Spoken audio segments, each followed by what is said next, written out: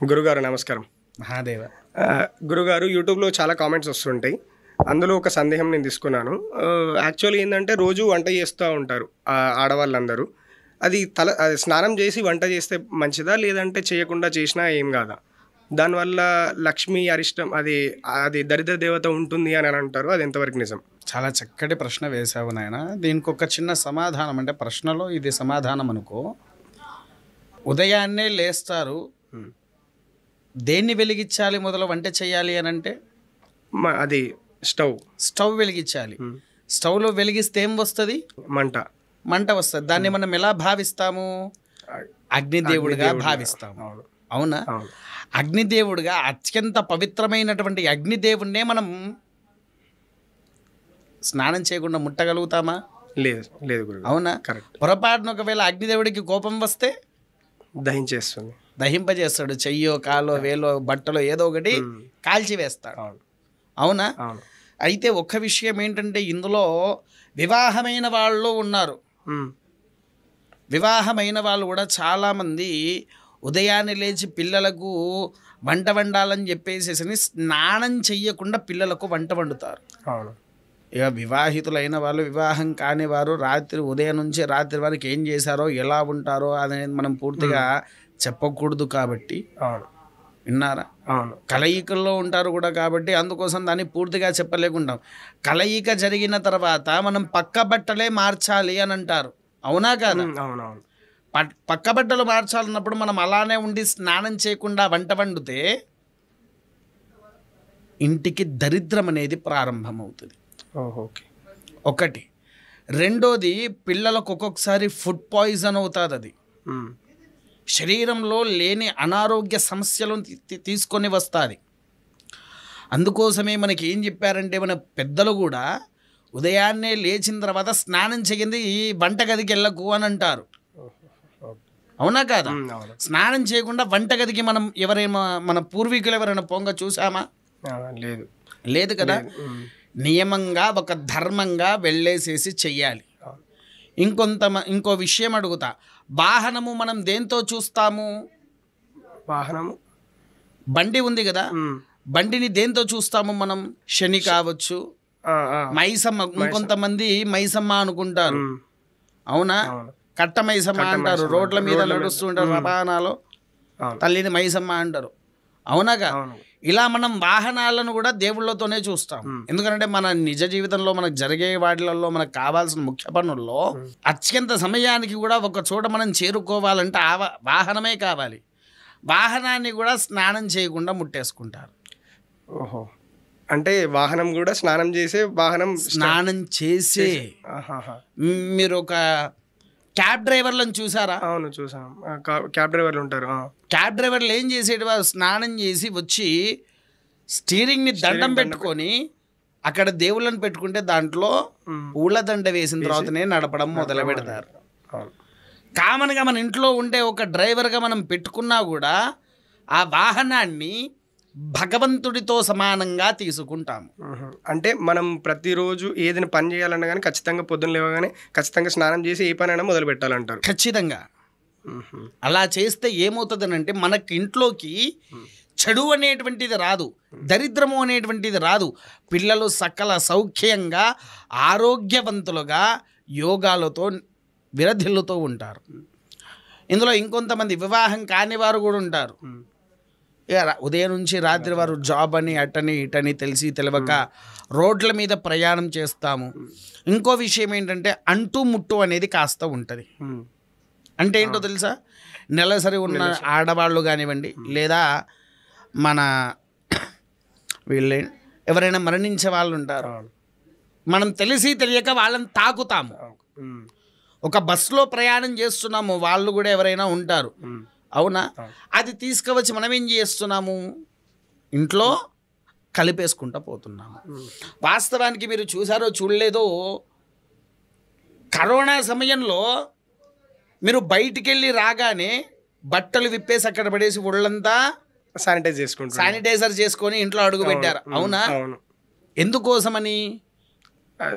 Virus ఎక్కడ సోకుద్దా అని. అవునా? అది ఇప్పటి నుంచి ఉన్న విధానం కాదు. మన తాతల ముత్తాతల నుంచి ఉండేటువంటి విధానము అది. దానికి అర్థం కూడా ఏంటి అనంటే, మనం ఒక్కసారి బయటికి వెళ్ళి ఇంటికి వచ్చాము అనంటే ఆ బట్టలు పిండడానికి వేసి మనం స్నానం చేసేస్తే ఒంటి మీద ఉండేటువంటి దుర్వాసన దగ్గర నుంచి సంపూర్ణంగా నివారణ అవుతుంది. అంటే ఇప్పుడు మనం ఎప్పుడైనా బయటికి వెళ్ళినప్పుడు చేతులు కాళ్ళు కడుక్కొని రావడానికి అంటే అర్థం ఇందుకే అంటారేమో. ఇందుకే అంటారు, ఎందుకంటే చేతుల్లో కూడా తెలియని క్రిముల్స్, బ్యాక్టీరియాస్ అనేటువంటి ఫామ్ అవుతాయి. ఫామ్ అయినప్పుడు అలానే మనం తినలేం కదా, కనీసం మనం భోజనం చేయాలంటేనే చేతులు కడుగుతూ ఉంటాం.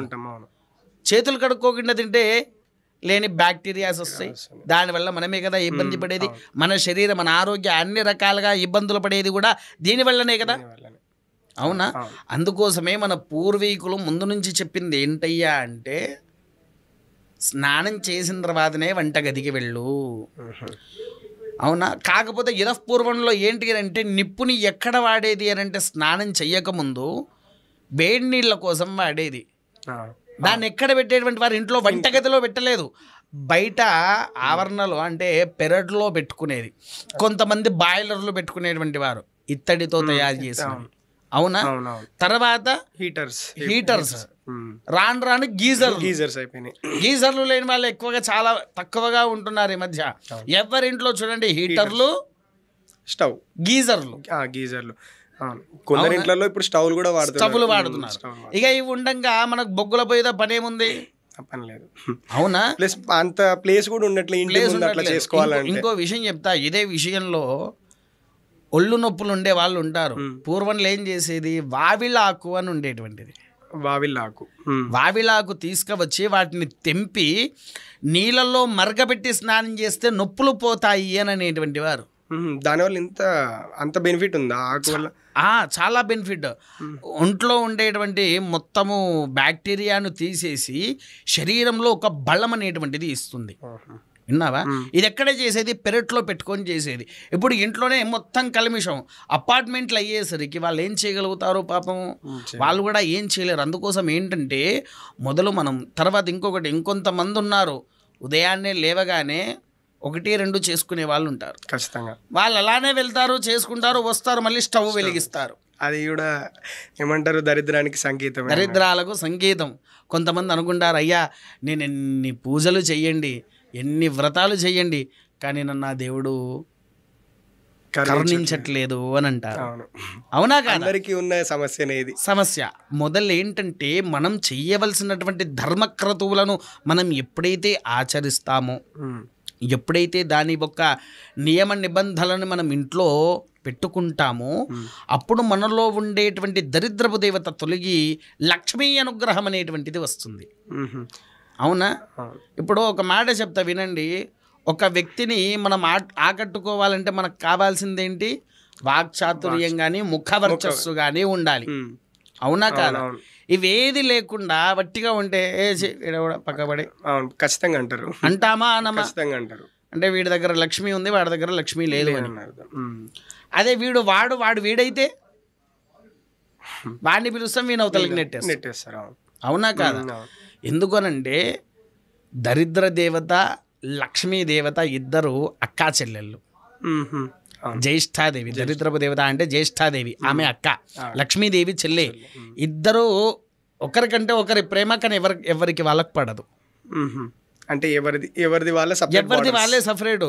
లక్ష్మీదేవి నవ్వే వాళ్ళని చూస్తుంది, సంతోషంగా ఉండే వాళ్ళని చూస్తుంది. లక్ష్మీదేవి ఉంది అని మనకి చూస్తే ఆ ఇంట్లో ఉండేదాన్ని బట్టి మనకు తెలిసిపోతుంది. ఏడ్చే వాళ్ళ దగ్గర దరిద్ర దేవత ఉంటుంది. మనం ఎంతగా ఏడుస్తామో జ్యేష్ఠాదేవి ఎంత వచ్చి ఏడిపిస్తుంది.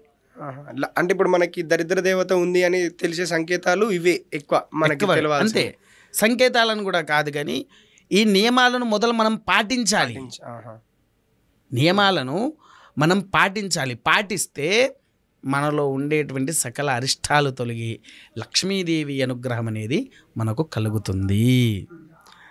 అదే గురుగారు, ఇప్పుడు అట్లా అంటే ఇప్పుడు అందరికి ఇప్పుడు నైట్ షిఫ్ట్లు అయిపోయినాయి. ఇప్పుడు హస్బెండ్కి ఏమో మార్నింగ్ షిఫ్ట్, వైఫ్కి ఏమో నైట్ షిఫ్ట్ ఉంటుంది కదా. అట్లాంటప్పుడు వైఫ్ అనే ఇప్పుడు మార్నింగ్ చేయాలి కదా. మార్నింగ్ వంట చేయాలంటే ఇమ్మటే స్నానం చేసి అంటే అట్లా కుదరదు కదా. కొన్ని సార్లు అంటే పొద్దున్నే వంట చేయాలి అంటే అట్లాంటి టైంలో సందర్భాల్లో కుదరదు.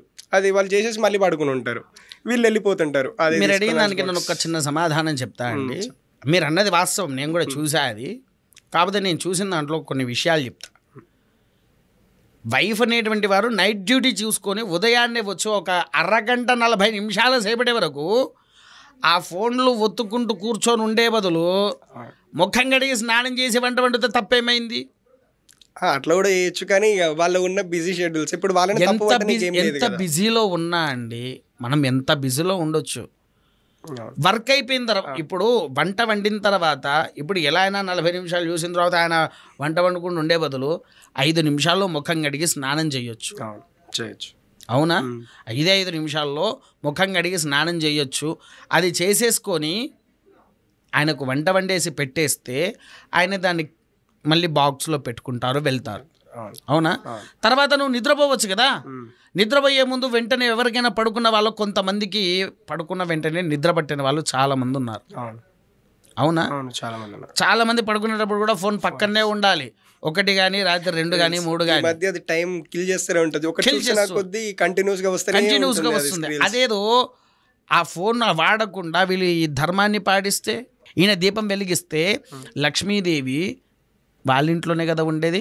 ఇంట్లో భార్య వెలిగించడం కంటే ఒక మగవాడు దీపం వెలిగిస్తే కుటుంబానికి మొత్తము విజయం అనేది కలుగుతుంది. నిత్య దీపం అంటే ఆడవారి కంటే మగవారు ముట్టిస్తే, మగవాడు పెడితేనే ఫలితం ఉంటుంది. ఆడవారు పెడితే కేవలం తన మంగళసూత్రానికి బలం రావడానికి కోసమే కోరుకుంటాది. అదే మగవాడు పెట్టుకుంటే ఇంటిల్లిపాది భార్య పిల్లలతో సహా సకల సౌఖ్యాలతో ఉంటారు. అంటే ఈ కార్యక్రమం ఎక్కువ మగవారు చేస్తేనే ఇంటికి విజయం అనేటువంటిది వర్తిస్తుంది, వరించుతుంది.